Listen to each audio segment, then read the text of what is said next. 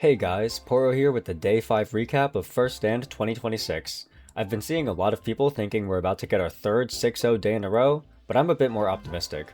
We have FFX vs G2 and JDG vs LYON today, and I predicted a 3-1 for both series. The winner of these games move on to semifinals, while the losers are eliminated from the tournament. FFX vs G2 is first, so let's get right into it. Game 1 draft had some picks I found interesting.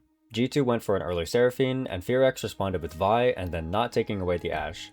G2 have multiple options here, like picking Xin Zhao or Jarvan on 3, but they're in a tough position because FFX will have a good Ahri angle here.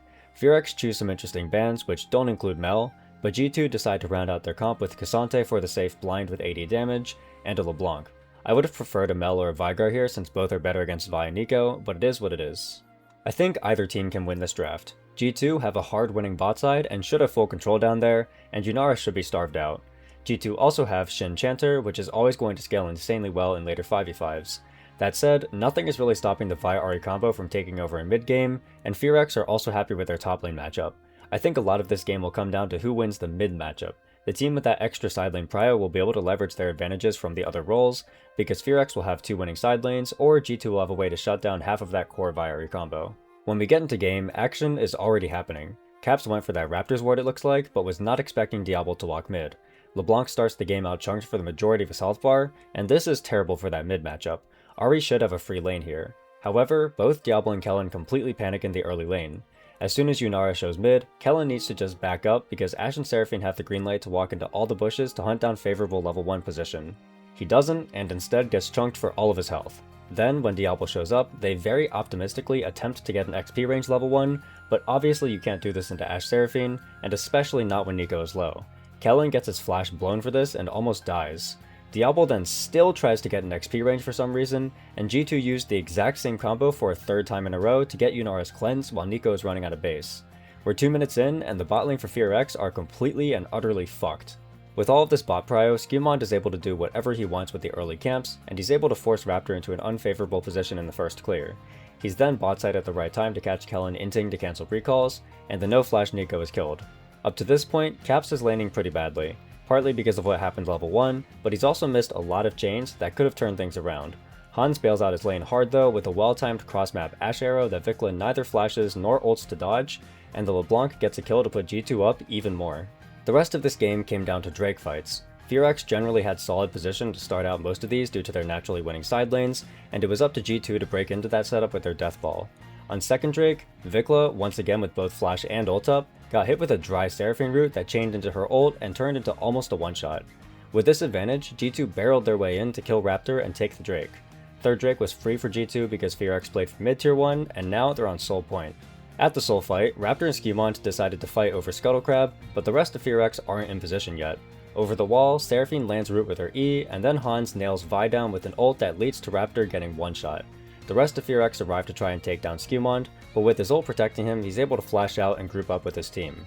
FFX desperately try to use all of their tools to follow him and secure kills, and they do manage to pop the Seraphine, but the Ashe is completely untouched, and Hans Sama is able to space glide on them and pick up multiple kills.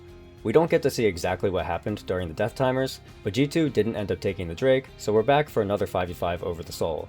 Raptor is caught out alone in the pit though, and his engage is way too far away from the rest of his team. Vikla is CC'd and killed trying to follow up on the play, and after that the structure of the fight isn't good enough for FFX to win. G2 pick up the Soul, and now they have strong control of the game. In the next 5 minutes before Elder spawns, G2 aren't able to end the game, but they do use a Baron to take down 2 inhibitors and extend their gold lead to 5k. FFX aren't out of it just yet though, as they held on until the Elder setup. Raptor's play has been pretty bad this game so far, but this time his flank is actually super nasty, and he and Kellen go in for the unsuspecting Ashe. At first, it looks super good for FFX. Hans is one-shot, Skewmont is taken super low, and Clear is able to one-shot Seraphine. G2 still have the Ocean Soul though, and as the fight extends, it's clear that the sustain from the Soul is just enough for G2's frontliners to comfortably win the teamfight. A valiant last attempt from FFX, but this game is over. G2 grab Elder, walk in, and end the game. If you had told me that game 1 of this series would be a G2 win because Hans Sama and Lebrov gapped the shit out of Diablo and Kellen in lane, I wouldn't have believed you. But here we are, and an underperformance from everyone on FFX across the board has led to G2 actually starting the series up 1-0. Game 2 draft featured some pretty weird prios across the board. Rumble first pick for FFX, and I expected G2 to respond Ornn Pantheon. Giving over Pantheon Rumble is generally not a good idea, but instead G2 lock Nami on 2 with the idea that they can go Lucian or Corki on 3. FFX then don't pick up Pantheon or Jarvan for themselves and instead go Nocturne, also weird to me because there are no good mid lane pairings up for it and Rumble had better junglers. Then they go Blind Mel on 3 to counter the Ornn Nami ults, but Mel Blind has plenty of counters, so I don't like this either. On 4-5, FFX have two angles. They can either play Kai'Sa plus engage for some kind of threat onto the Nami lane, or they can go a safer lane like Jhin Braum to double down on countering G2's engage threats. Instead, they settle for a weak in-between of Kai'Sa Rakan, which does neither for them. Then G2 decide to go Jarvan last pick, which I think is a decent pick, but I still think Pantheon would have been better because it guarantees Azir's ability to farm easily on side lane and mid game. Overall, as long as Azir is still a real champion after the nerfs, I like G2's comp a lot more. It's not a great Rumble game, lane matchups across the board are very mediocre, and G2's comp has more early power and more scaling. Maybe there's a chance Azir is just a shit champ though and FFX can win, but I personally still think Azir is in a fine state, so we may be seeing G2 going up 2-0 in the series. The game actually started out best case scenario for G2 as Azir picked up a kill right away. Either Raptor needs to hover here and drop his camps, which feels bad, or Vikla needs to back up on the timer because Skewmod is able to come in with the gank and start off the Azir with a lead. From here, G2 should feel happy to drop a few objectives and scale up for the win. Unfortunately, that is not what they do. Before the grubs, Caps is caught out a bit on an awkward position in top line brush, and Raptor capitalizes on it to get his flash. Then, at the grub fight, instead of dropping it, G2 think they have a good angle to kill the no-flash Mel. It's a tragedy of errors though, because FFX have the numbers and G2 don't have the damage. Jarvan ult traps Azir in the equalizer, and his lack of flash means he's just dead alongside the other members of G2. FFX continue to pummel on Caps after that because the Azir, still with no flash, tried to go for a bot side play, and Raptor catches him out on the way back to mid for another kill.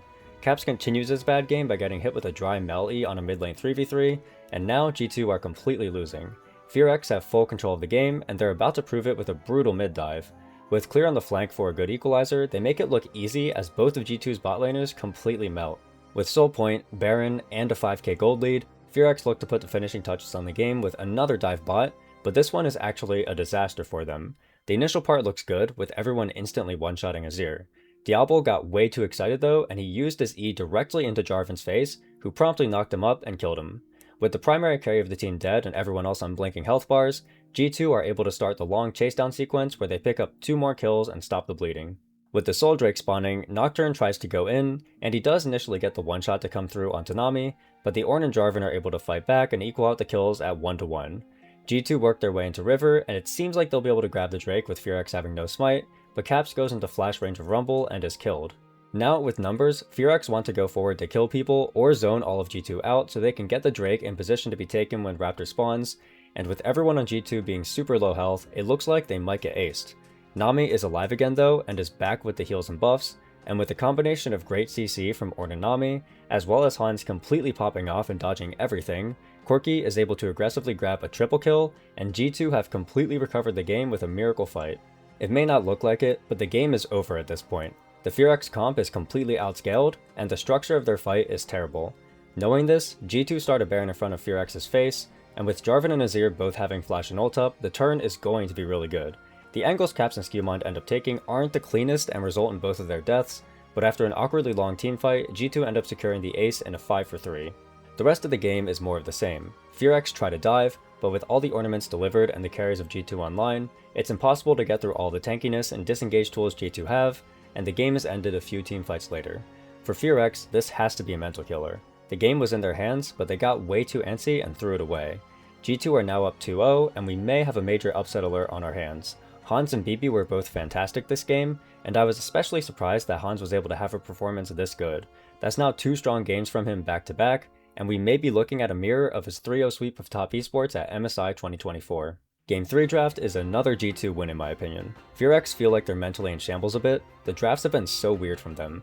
Pantheon is available again to be first picked, but they go Varus instead, and G2 get the easiest Sivir Alistar angle in their lives. Then FFX go for the Maokai Jace flex, but this is a weird read to me yet again. It's a fine pairing, but even as a flex pick, Jace can be pretty fragile, and I also find it odd that Raptor isn't willing to look for some kind of Nefiri draft considering it's such a good champ for him. G2 grab this Ion on 3 with a Gwen protect ban to make sure they're stable top even if Jace gets flexed up there, and FFX are in a tough position where they need to go a support pick that doesn't bury Varus hard in the ADC matchup while also finding value in mid game against Alistar. Poppy is actually a pretty good pick here, but it's too little too late. G2 finally grabbed the Pantheon I've been begging for all series, and end with their mid counter after FFX reveal all of their champions' roles. The only way FFX can win this game is if Kinen has the Poppy performance of his life, and if the Maokai Jays can run team fights. Other than that, everything else is hard for them. Syndra and Varus should be homeless, and G2 have a lot of strong power picks with good synergy. The Zoe angle is good too, as all of FFX's carries are squishy, so one mistake from them and the entire teamfight could end in an instant. A lot of people were expecting a 3-0, but I bet most weren't expecting it to come like this. I think G2 can complete the sweep. The game starts out pretty quiet for the first part of lane phase, and there are no major scuffles until the first Drake. G2 have position, but Raptor has empowered Smite, so everyone has to play a bit weird to try and zone Maokai. At first, it seems like G2 will win with Maokai not being able to get in and Zoe having first move, but then Skewmon messes up his Q Smite timing and Raptor is able to barely get in for the steal. With the extra heal from the Smite secure, Maokai feels confident enough to flash forward and continue the fight, and it turns into a 2-for-1 in favor of FFX. In the next few minutes though, G2 start to bring the game back in their favor a bit. Broken Blade actually outlanes Clear in this one, going even in farm through early and then blowing the Jace flash on an aggressive ult play, and then when Raptor went for the grubs, G2 saw an angle to go for a bot dive and pick up a kill onto Kellen. Heading into the second Drake setup, the game is basically dead even. The person who breaks the stalemate is Labrov, who has one of the cleanest plays I've seen all tournament. Poppy thinks she's safe to posture up because of her W, but Labrov hits her with the flash Q with Nimbus Cloak to keep himself on top of her, then an E-stun, then a cleanse to proc Nimbus Cloak a second time to get behind her, then he Ws her into the Zoe bubble and Kellen dies. Genuinely filthy as fuck, and G2 pick up the kill and the second Drake. Raptor tries to tilt contest anyway, but he only ends up killing himself and baiting Diablo a bit, who also dies to a 4-man tower dive. G2 have the lead, and they aren't about to take their foot off the gas. FFX try to go for a 3v1 dive on Caps, but to atone for his sins in the first two games, he hits all of FFX with some crazy fancy feet to dodge out on everything, and the G2 bot lane are there for the collapse. The entire play turns south for FFX as they get 3 for 0'd, burying their comeback chances. G2 do actually have one hiccup in bot lane where Caps goes too far forward and kills both himself and Labrov, but generally there's not much to do in this one until the Drake spawn. At third Drake, this is the make or break moment that decides everything. G2 are ahead and should have full control in theory, but they aren't out of the woods yet. A great Poppy ult, or all the Zoe bubbles missing, could bring this one back. At first, it actually seems like it's going well for FFX, all things considered. The spells aren't landing for G2, and they're slowly getting poked out a bit. FFX pulled the trigger with Maokai, but this is where Caps finally lands a bubble onto Syndra, and now they can play the fight. Vikla is chunked for almost all of his health, G2 move into the pit, and Labrov plays a near-perfect teamfight on the Alistar. FFX are fully wiped in a 5 for 0 ace, and that's it. 7k gold lead, full control, better comp, everything is going G2's way. FFX have nothing to do, and they get walked in as G2 complete the sweep. Some people said they were expecting a 3-0 in this series, but I don't think very many people had the 3-0 going in this direction. Honestly, huge credit to G2. Caps was still very rough, and continues his lackluster first stand showing, but everyone else stepped up big. Hans and Labrov especially both played the best international games I've seen from them ever since they paired up together, and I guess I need to give Hans an apology. I really didn't think he had it in him to play like this, and now he's secured his G2 contract for the next 3 years. As for FFX, nobody was playing well. As soon as they dropped game 1, it's almost as if something mentally shifted with the team where they stopped believing in themselves, because their drafts were super out of character for almost every player. Everyone underperformed today, and I don't think they would beat very many teams to the form they showed. It's a shame too, because it felt like they started the tournament out decently, but got progressively worse with each series. Hopefully we'll get to see these guys get another shot at an international, but I'm thinking with the strong rosters in LCK, it's pretty unlikely. The West was able to get their first upset of the tournament, so now we can go to JDG versus LYON Game 1 to see if NA can make it happen twice in one day. Game 1 draft, and I won't sugarcoat it. LYON's draft is utter dogshit. Every single stage of the draft was shit, and I hate it. First off, their bans. Not only do they not ban Orianna, but they don't ban Karma either, which makes Varus Karma a super strong lane for JDG to secure if they want. LYON shouldn't pick Varus here either because it loses into every Karma lane, especially Sivir Karma, but they do it anyway, and JDG get Orianna, Karma, Xin Zhao, and insane 1-2-3 for them. Then, instead of picking Akali, which is the entire point of giving Orianna, Saint goes Galio, and my question is, who is killing this Xin Zhao? He has double shields from his allies, and he blocks all of Varus' damage. The only way LYON can stabilize this draft in any capacity is a hook support for lane pressure and a high damage top laner. LYON bans Sever, which is mandatory for them, and then they hover Nautilus on 4, which is correct, but then they pick Nico instead, which loses to Karma. They counterpicked themselves when they were hovering the correct pick. JDG are able to round out their comp with Yunara Renekton, and Dokla goes Gnar. It's terrible, LYON should FF. If it was a scrim, this draft is a borderline remake.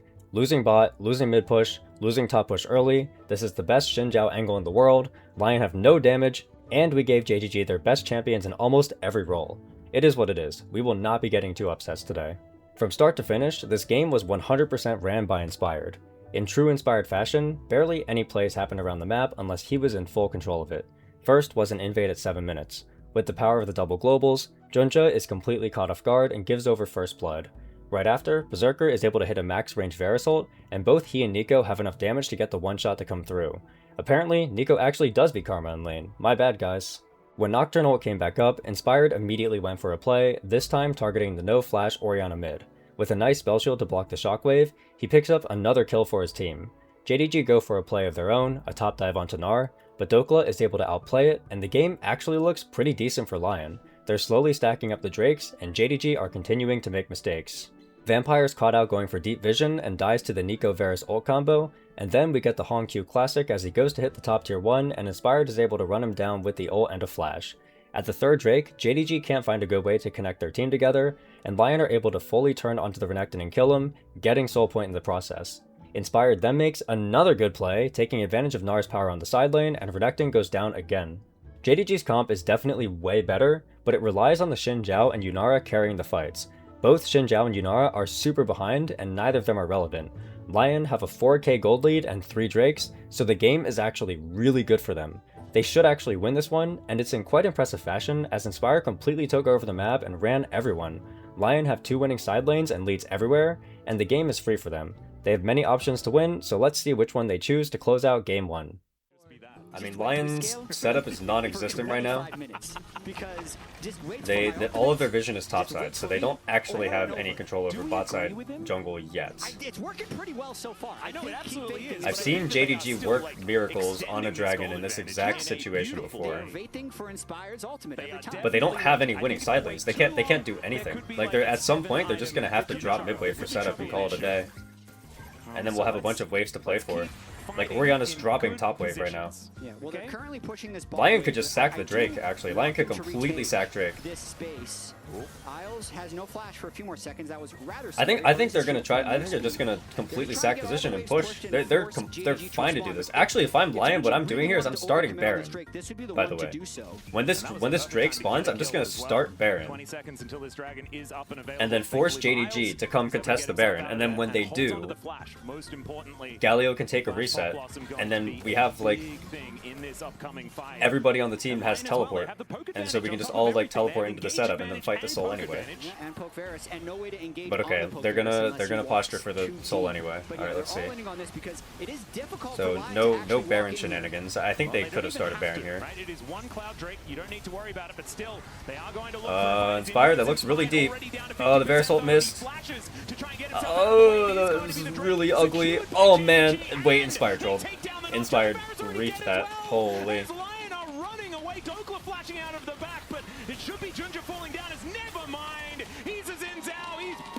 Listen, I'm an Inspired Glazer. I can't lie to you. He sprinted that as hard as possible. Look, all I'm gonna say is a minute before the Drake spawned, I explained exactly how LYON can take the free win, and they just chose not to, and they entered the game instead. Nice, well played. We'll just have to see as Paranoia does come down, thinking that they might have found a crocodile. Okay, let's see. There's the fear. Where's the root? Ult, root. Oh my god. Inspired played the situation they had fine. No, we didn't. Inspired played the situation shit. They should just hit Baron. Why the fuck are they playing Drake? If you hit the Baron before the Drake spawns, you can force JDG to not take the Drake. JDG will have to pull off the Drake, or they can take Drake and you get Baron, you end the fucking game, because you have like a 7k gold lead. Like, if they take the Baron, they'll have a 7k gold lead, they have 2 winning side lanes, they have full push in every single lane, but then instead we just tunnel on the dragon for some reason. Like, we're just like, oh, it's the soul, we need to get the soul. JDG will win the game if they get one Cloud Drake. And then so Saint is like panicking because he has the entire wave pushed in. He's like taking the top tier 2. He's pushing the top tier 3. What if you're gonna fight it, at the very least you should play for the fight, because like the Galio's already late for the setup, right? So as soon as Galio's late for the setup, the idea is you can go over to Baron, you can hit the Baron, and then if JDG pull off and it looks like a situation where like they're all pulling off and they're all coming to stop you from taking the Baron, then you can just reset the Galio and you have 3 teleports, and then you can reopen bot side, and then you can fight the Drake with an actual 5v5 setup and you can win the game that way. There were like 5 ways they could have won the game there, and they chose none of them. And then when they got into the setup, they didn't even wait for the Galio teleport. Instead, Inspire just Nocturne ults into the entire enemy team and kills himself. In Game 2 draft, JDG went for a standard Rumble comp. While none of the insane CC junglers are up, they made up for it with the Wukong Annie combo, where Annie can carry the brunt of that upfront CC. The Jhin and Alistar are a pretty solid way to round it out too, and everything looks solid for them. LYON do have tools though, as they were able to get a number of solid lanes. Cassante into Rumble has been a common handshake all year, Victor should dominate Annie in lane, and the Korkinami will also have push. The Malphite angle is decent as well, as every carry for JDG is squishy enough that they'll get one shot if that dive comes through. LYON's draft is better this game, but overall I still value JDG's structure better. Malphite realistically is diving alone, and I think LYON indexed too hard into their lane phase at the cost of worse fight setups. Also, after LYON lost that last one, I have no faith they can win any game anymore. In the early game, the story was different lanes getting completely gapped for different teams. For JDG, HongQ was having his way with Saint, but don't get it twisted. It wasn't because HongQ was playing well, it's because Saint was inting. On both solo kills, Saint totally had the option to just back up, but he chose not to and killed himself in the obviously losing 1v1. Luckily for LYON though, JDG also had a lane underperforming. Credit to Berserker and Isles, I actually do think they played this one well. They spaced out all the Alistar angles nicely and found good timers to go in. That said, Gala was kind of a bubble magnet and couldn't dodge anything at all in lane, which led to some pretty underwhelming looking deaths. At 15 minutes, the game state was looking pretty good for LYON, with them using the bot pressure to stack Drakes and take bot tier 1. LYON make a really big tempo mistake here though by attempting a dive on the bot tier 2. With everyone committing bot side, JDG have the green light to make a hard play top for Cassante, and they take 2 turrets while diving the no flash top laner. With this singular play, JDG recovered the entire gold lead and are back in the game. JDG have a chance to show off how their comp works in 5v5 soon after, when LYON overextend in mid, and with a great Rumble Jhin ult combo, they kill off multiple members of LYON to get a 2k gold lead of their own and take the 3rd Drake. On Drake 4, it feels like LYON are really disconnected in how they want to play the situation out. At first, it looks like maybe they'll stack the Drake setup to take top tier 1, but then HongQ flash ults Corki who has cleanse, and it looks like the Annie is out of position. Dokla teleports in, and based on the way everyone is pathing, it seems like they want to fight, but Saint is still topside hitting the tier 1, and Inspired ends up getting one shot from over posturing. Inspired getting caught 4v5 is obviously illegal, but it looked to me almost like a comms issue where they were maybe calling Victor to teleport in and Saint said no. With Malphite dead, Rumble hits a massive equalizer on everyone, and JDG wipe all 3 of LYON's members present. At the ensuing Drake fight, JDG give LYON a bit of room back into the game though. Vampire's flank is spotted out, and he engages before the rest of his team is in the area. With a Malphite ult to zone everyone else, Junja is stuck in the pit and gives a huge shutdown. JDG threw 3k gold back pretty much instantly, and now LYON are on soul point. The 5th Drake fight is another coordination disaster for LYON. At first, everything looks good with Malphite making the Annie burn ult and flash while nothing of value is used on the other side, but Berserker Valks out of the pit instead of up into river, and now the entire position is compromised. With nobody else holding the river, everyone in JDG engage onto Victor and force him out, and JDG are able to take the Drake without anyone dying. Feeling confident in their lead, JDG make the call to start Baron as 5 and force LYON to fight them, and the turn is really clean. Alistar flash knocks up the Nami, the Jhin root comes down, and a great equalizer kills her off while chunking Corki. Xiaozhu then flashes onto Corki to kill him, and the fight turns into a long sequence where JDG end up with a 3 for 2. Dokla and Saint attempt to recontest, but the Alistar respawns first and Spellbook teleports in, getting JDG one more kill and securing the Baron. Now, JDG are pushing and will probably attempt to end the game here. The setup is correct with 4 people bot and Wukong mid. With no other options, LYON opts to go in on the Wukong mid, and Berserker lands a huge chunk to force Junja back. With 2 people showing mid for the play, JDG should feel comfortable to walk up and hit the bot tier 3 for a bit. Instead of doing that though, Vampire thinks he sees an angle to combo Malphite, and disaster strikes for JDG. The combo baits Annie to walk forward, but Dokla lands a huge Q3 onto her and Jhin, resulting in Annie getting one shot. Wukong is also super low, so LYON go for an extended chasedown sequence. JDG aren't fast enough to escape, and eventually Inspired gets in Malphite ult range. Vampire and Xiaoju try their best to zone everyone else off the Jhin, but it doesn't matter as everyone except for Wukong goes down. In a sudden twist, now it's LYON who have the ability to go for the end. The siege is super close, but LYON do in fact manage to walk it into the enemy nexus and win the game. First, it was LYON throwing an unlosable position in Game 1, and now JDG are doing it themselves in Game 2. The quality of these first two games have been very low, and I'm already on the side of neither of these teams deserving to make it to semifinals. Game 3 draft was pretty back and forth, with both teams making a combination of good and questionable choices. JDG give over Mbessa Rise, but their angle of going Vi Ahri Zehen into it is actually completely fine. The only thing I'm worried about is Zehen getting countered by a ranged top laner, but going Ahri Vi into Rise is a fine idea and generally will be good. LYON then go for that ranged top counter with the Aurora, which works, but is risky against the dive comp. From this point onwards, I hate almost every pick. Gala goes Xayah into Ezreal, which is a horrendous matchup, and I think that pick will be a complete liability both in lane and in mid game. Rakan works with the dive, but it also means a weak lane, and I think if LYON go Renata on 5, they've completely checkmated draft. Renata counters everything JDG want to do, and they hard win the 2v2 as well. Unfortunately, Isles goes Leona, which is bad in my opinion because she's never hitting ult on anyone on the JDG side.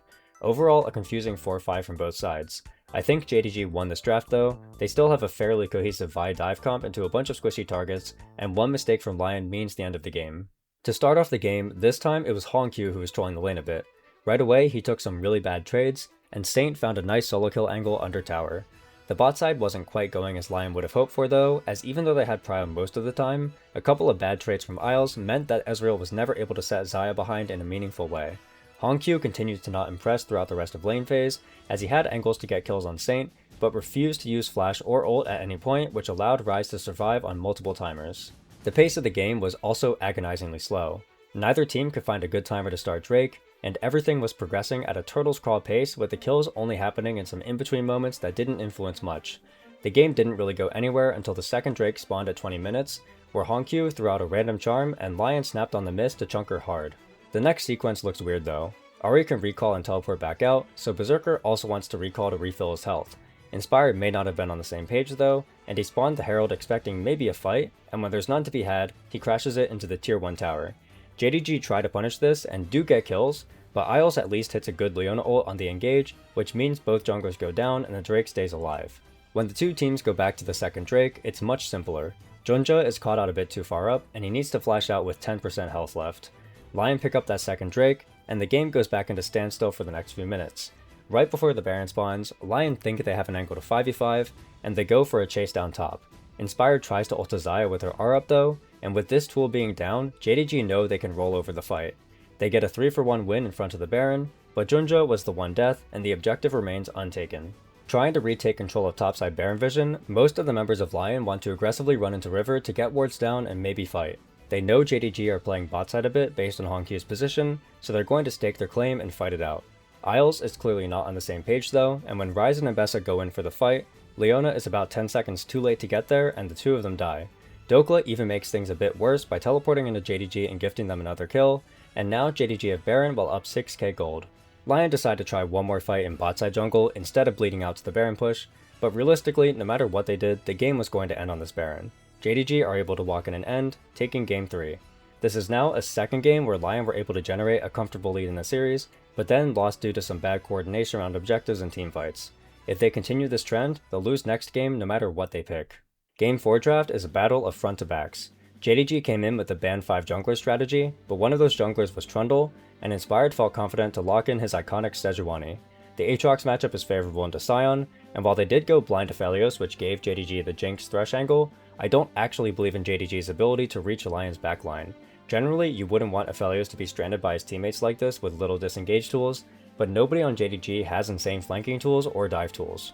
When it comes to straight up 5v5s, which is what is looking like will happen with these matchups, I favor the Azir Aphelios damage over Mel and Jinx, and both sides have equally tanky front lines. I'm taking Lion's draft on paper, but there is one asterisk here. I saw Saint play Azir in every playoff series in LCS, and I hated it every time because he's way too addicted to inting the game trying to get a hype moment. If Azir can front to back normally though, I think we can go to 5 games. Wait, actually no, I think Saint Azir is terrible. Let's just not talk about what happened throughout the Wait, I watched Saint play Azir in every single playoff series in LCS, and I thought it was bad every time. Ruh-roh. Ruh-roh. Here, do you guys want me to... There are some people who are kind of asking about it. Do you guys want me to do my recap of Game 4 live right now? Because I could do it. Let's do it. So, I mean, in my script, I already talked about draft, so that's all good. I think that LYON won draft because if you take a look at the two comps and the way that they interact with each other, they're very, like, front-to-backy comps. The two comps really want to function front-to-back. JDG's comp doesn't have any flank tools, and they only have, like, one engage tool with the Thresh. They have no dive tools either, so the only way that JDG can fight LYON is by approaching them head-on 5v5. And LYON are perfectly happy to accept that. Like, LYON have more abilities to dive and flank because they have Nautilus ult and Aatrox flank potential and stuff. But generally, if JDG wants a front-to-back, LYON are fine to do that because they have Azir and Aphelios, which will always outpump Mel and Jinx late game. Like, Jinx is a huge scaling threat, but Mel is generally not going to scale as hard as Azir and Aphelios. So if you're LYON and you're fighting a front-to-back and the Azir and the Aphelios are both hitting frontline and then Mel and Jinx are both hitting frontline, LYON should win. When we get into this game right away, there's some like interesting stuff that's happening. So Junja decides to go for some topside camps, but there was a Raptors ward here, so LYON know that this happened. So because of that, Inspired is going to get a nice little play here. JDG think that Inspired is going to go for the Raptors, and he does, but then right after the Raptors, he's going to go mid and blow Mel's flash, and this is going to become a huge point of pressure for the game. So he's going to go mid here, blow the flash. Now that Mel has no flash, LYON are just going to target the shit out of HoloCure all early game, and that's where they're going to get a lot of their advantage. Inspired also has nothing to take here, because he went for the Raptors and that was it. He has no camps, so the only place that he can run is bot, so he's going to run bot. This gives Isles and Berserker the confidence to go in and get that 2v2, so Isles is going to hook in, flash hook, dice from him, they get the CC chain root here, and it turns out they just have the raw damage to get the kill even without Inspired's help, so that's really nice from them. And then here, Junja's gonna try to invade. This is kind of like a weird invade to me, like if I'm looking at this from like some kind of coaching perspective, I guess. Like, I guess the main thing is that JDG doesn't know that Nautilus is gonna open mid here, but it should be fairly obvious. I feel like these days, most of the time supports open mid on almost every single one of their resets, so the fact that Inspired is protecting these Raptors is like a very common thing. So I would perceive this as like a mistake from Junja. But he's going to barely be able to get out. He's going to flash over. So here we get the first Drake setup. And if I'm remembering this one correctly, what happens essentially is that Gala gets fucked, like his positioning gets fucked, because Berserker's appearing from behind him.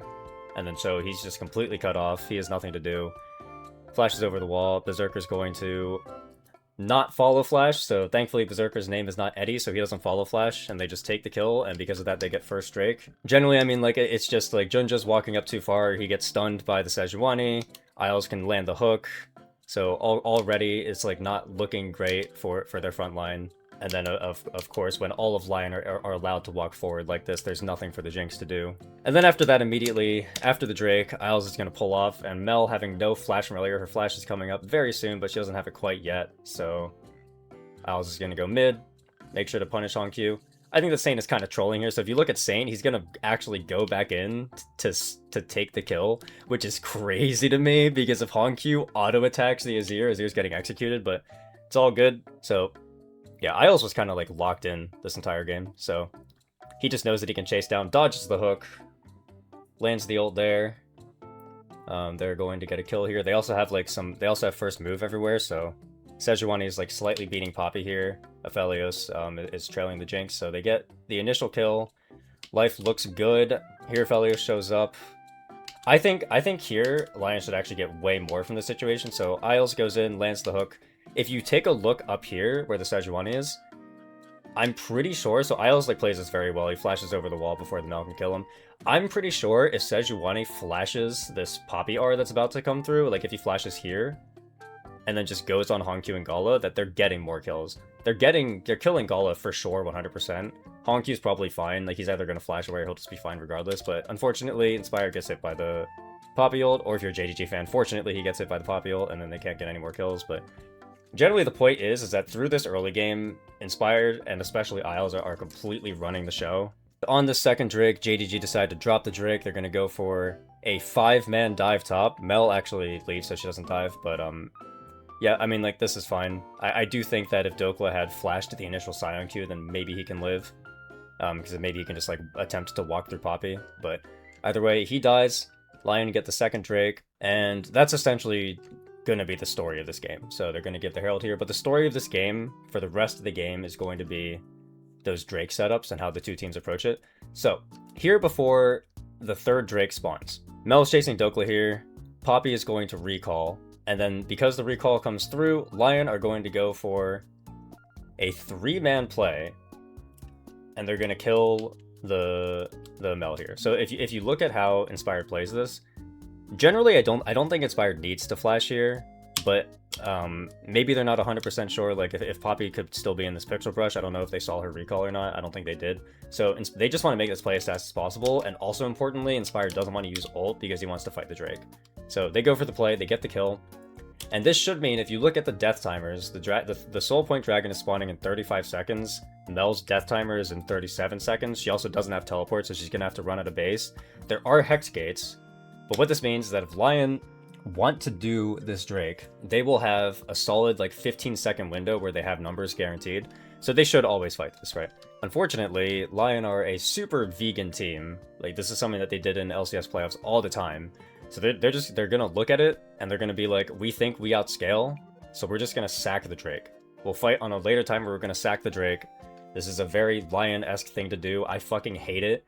I hate it when they do this shit. I think it's terrible. Like, okay, objectively it's fine, right? Objectively it's good to be like, okay, if we know we're gonna have a better fight later, then we'll just take the fight later. But it's just like, it just makes the games really hard to play because you're like betting the entire game on one moment, and then if you fuck up in that one moment, then you just lose. So it's like, I would rather they just take the fight with numbers now, like the fight that they have. So here we are, next Drake setup. JDG do have position of this at some point in the in-between. This was when JDG were able to take the bot tier 1, I'm pretty sure. So Dokla is trying to catch that wave, and then so JDG have full position. In theory, LYON actually could fight this. So what LYON are waiting for is they're waiting for Aatrox to recall and then run out mid. And then either Aatrox can play from a flank, or he can group up with his team and then they can walk in mid as 5. In my opinion, I think the best play is for Dokla to just walk mid, and then they can try to break through the setup as 5. But instead, LYON decided to completely ditch the Drake. Now, if they had done this in game 1, it would have been great for them and they would have won the entire game. But here, they're barely up in gold. And then so it's like, at the instant JDG move to contest, they have to pull off. So this is just like a completely wasted Baron start. They even have the far side to check. They know that LYON aren't doing it. So they're just going to back off. They will get this Drake for free. So that is now 2 Drakes in a row that LYON have actively chosen to sack. And then here, oh boy, oh man, wait, is this the moment when it happens? For some reason, I had it in my head that this happened like in front of the 5th Drake setup, but I think this is where the moment happens. I didn't realize it was this early. Okay, Vampire hooks in. Isles is trying to turn, so they decide that they want to fight. Azir's TPing in. Hit front line. Life is good. Life is good. Vampire flashes out. Okay, right here. As we can see, everybody is here. This is going to turn into a 5v5. Sion is TPing in. Aatrox is like walking up. This should be good for LYON, in theory. Like they're getting health chunks. So if you're the Aphelios and you're the Azir, the Thresh already had to leave. He's blinking health bar. The Jinx can't hit anyone here. Saint can hit the Poppy. Aphelios can hit the Mel. I don't know what Nautilus's hook cooldown is, but maybe he can hook the Mel at some point. This fight is like guaranteed to be good for LYON if they just play front to back and hit first target. However, I mentioned in draft that okay, so LYON have played Azir in every single game of playoffs. They played it in, if I remember correctly, they played it in game 1 of every playoff series except maybe C9. I don't remember they picked it against C9, but at least in the 3 playoff series they played before that, they played Azir in game 1, and every single time I thought it was horrible. Like I just don't think that Saint is a good Azir player, because Saint has a massive problem with Azir where he never fucking knows when he's supposed to be front to backing versus when he's supposed to be going for an engage. And spoiler alert, you're supposed to go for an engage maybe like 10% of the time. Like the only time that you should ever go for an engage on Azir is when you know that it's going to be guaranteed value, because when you pick Azir is like a very large chunk of your damage. So you want to be able to use your damage. Like, what a big advantage of Azir is that he's one of the mages in the game who has the ability to chunk front lines super hard and have a lot of constant DPS. So the only time that you ever go for the engage is if you think it's game winning, which of course in this moment it's not, because everybody on JDG has flash up, right? So it's like, so you should never, ever, ever, ever, ever go for the engage here. If you just hit the Poppy and chunk the Poppy a bit, then you can walk over to Baron and maybe start Baron. And then you can like play the situation from there, right? But instead, Saint just... He loves doing this bullshit. Okay, do we have damage to kill Thresh? Oh my god, it's the Saint moment, bro. I fucking called it, man. I called it. I told you guys this was gonna happen. I told you this was gonna happen. Saint is so fucking bad at Azir, man. He's like, of course this fucking shit is never going to be good ever. Like, I don't understand where the disconnect is with some people and Azir, but like, there's just some people who can never grasp how to possibly play Azir in any other way than to just go for like the hero turbo engage every single time. But of course, like, again, this is hard winning. If Saint just hits the Poppy, this is always going to be good for them. Look how much damage he's doing to the Poppy. He auto-attacked the Poppy like 3 times, and she lost a solid like 20% of her health. The front to back is so good for them. But no, he just has to go for this crazy flash play. And then the other problem is that like Dragon's not even up right now. So if he flashes right now, which of course, again, this is never going to get any value because everybody has flash, and like anybody with like a brain, when it's so obvious that Azir's gonna go in like this, anybody with a brain can flash Azir ult. Like, these are pro players, these are challenger level players. Of course they're gonna be able to flash an Azir ult. So he's like going in for this play that is always doomed to fail, and he's not going to have flash for the next Drake setup, which is like terrible, and of course that's going to matter. So yeah, everybody flashes the Azir ult. He gets hit with a Thresh hook, and he's just gonna get fucking one shot. And like, he does this every single time he picks Azir. Every single game he picks Azir. He does this in some kind of big moment. He just goes in and kills himself. This is a constant problem with Saint's Azir. Like, I don't understand why this team keeps on picking him Azir if he's not going to learn to fucking front to back with the front to back comp against the other front to back comp. Like, it's, I don't know, it's so tilting to watch him do this every single time, and there's nobody on his team who can seemingly tell him that this is just not how you're supposed to play the champion. And it's just so crazy to me, because like this is a free game for LYON. But oh, and then by the way, LYON are going to do the exact same shit on the 5th Drake setup. They're like, oh, it didn't work last time, but maybe now that we're even less ahead than last time, maybe it'll work this time. Let's try to start the Baron, and then give them 3 Drakes in a row. So yeah, of course they're going to walk over to the Drake. They can't do shit. Jinx is just soloing the Drake. Now they've given over 3 Hextech Drakes in a row. And this is so ridiculous to me, because LYON had conditions to fight the first 2. And even though Azir has flashed down, like, you could technically try to fight this one too, because nobody on JDG has flashed, because they all flashed their Azir ult. So it's like, you could fucking try. Like, you could at least believe in the comp, but clearly nobody on LYON believes in each other at all. Otherwise they would try to fight something. But yeah, I don't know. It's just it's so fucking cooked. Anyways, let's see what happens when Azir has his flash back up. Let's I don't even think we need to like go over anything else. Like LYON had full control over this game. They should have won this game. Well, no, I hate saying that. I hate saying that people should win a game, because if they should have won, then they would have won. Let's take a look at what Saint does with his flash button. For the 2 remaining times that he has flash, spoiler alert, LYON lose the series. So this is the type of thing where it's like, okay, if you don't believe in your front to back anymore, then you can play Aatrox on the flank. That's like fine. Inspire's just trying to force his way through bot. I actually do generally think that Inspired is kind of trolling here. Like, I don't know if JDG know where Dokla is, but if they, like, I mean, they do know where Dokla is. Dokla's on mid. I'm pretty sure if JDG just walk 5 people into the alcove, then Inspired will die, but I don't know, maybe not. Anyways, they're like concerned about the Drake, or like they want to start the Drake, so Jinx is hitting the Drake, Aatrox is on the flank. Okay, let's take a look at this fight. So Nautilus ult comes in, knocks up 2 people. Look at this Scion, by the way. Can we just like look at how much damage the Scion is taking? So Isles is gonna hook the Scion, right? And then Saint and Berserker are gonna start hitting the Scion. Look at this guy's health bar. Look how much damage Azir does to Scion, by the way. Look at that shit. Look at how much damage. Look. W, auto. Q, auto. The Azir is one-shotting Scion, because this is the thing that Azir is best at. Like, literally, Azir, his number 1 quality is that he is a high DPS, high damage champion that is amazing at front to backs, because he can fuck up frontline. That is the entire reason why you're picking Azir in a game like this. Like, this is the entire win condition, is that you can just place W soldiers on frontline and hit them, right? But then, alright, let's look at Saint. Let's see what Saint does. Oh, Let's see. Oh, they got the soul. Oh, it's really bad. But maybe we can fight. Oh, look, there's a bunch of low health targets in the pit. Look, there's a bunch of low health targets in the pit. We still have a full health Aatrox and a full health Nautilus. We have front line. Scion is ulting in.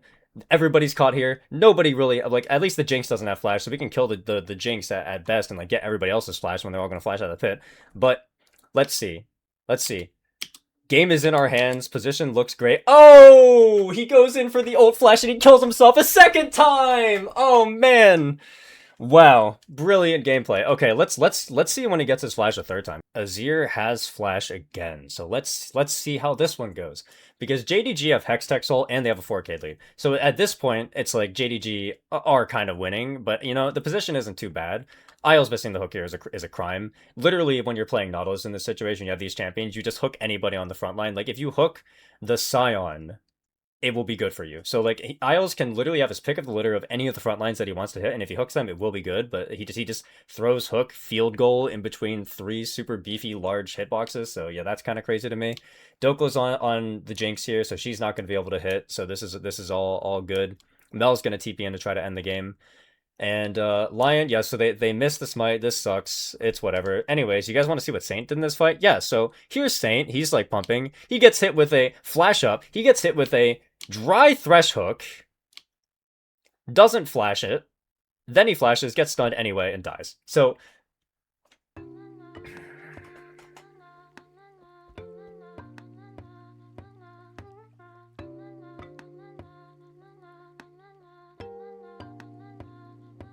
for what it's worth, even if Saint does flash the thresh hook, I think they still lose this fight. But it's just the fact that, like, how can we be? Please, I'm begging you, LYON, please. Somebody on the team or the coaching staff needs to tell Saint that he has a fundamental misunderstanding of how Azir works as a champion, and like what the goal is when you pick Azir in a game, or just never give him Azir ever again. Just never let him pick Azir ever again, because he does this every single time. Every single time he plays Azir, he does this. Anyway, yeah, I don't know. I don't have anything else to say. With that, JDG move on to semifinals, and LYON are eliminated from the tournament. Almost across the board, this was a very low quality series, quite possibly the worst of the entire tournament so far. Even though JDG won, I'm highly skeptical of their ability to do anything in semifinals, and would put them below both G2 and FFXV even after the bad form FFXV showed earlier today. Both teams were losing to themselves, and JDG could have easily been the team going home if LYON were just a bit cleaner with their leads. For LYON, it really was the problems they showed domestically that did them in. They had the tendency to stack winnable Drake fights and bet the entire game on one moment later on, and that's how they lost Game 4. I don't even want to talk about what went wrong in Game 1 again. Their tournament is over, and unfortunately, it doesn't seem like the LCS will have any teams who can match the East internationally anytime soon. Unlike with Worlds, there's no break in between groups and semifinals, so we have 2 more BO5s tomorrow. The first is Gen G vs G2, and while it was fun while it lasted, I believe the West journey at First Stand 2026 will come to its screeching halt. I'm unsurprisingly going to predict a 3-0 for Gen G, as I expect them to completely stomp any team they go up against. The second series is a bit more interesting, because neither BLG nor JDG have looked as good as I was hoping, but BLG already beat JDG twice in LPL playoffs, and JDG just got done with the lowest quality series of the entire event. I'm going BLG 3-1, I think they can handle business here fairly easily and meet Gen G in Grand Finals. That's all I have for you for this one. I have a Patreon for the people who want to support me more while I'm making these videos. There are 3 tiers, each with varying amounts of benefits, including different types of behind the scenes content, and even a custom Poro drawing that I'll display in video outros. If that interests you, check out the Patreon link in the description. I'll see you all for the next one. Bye!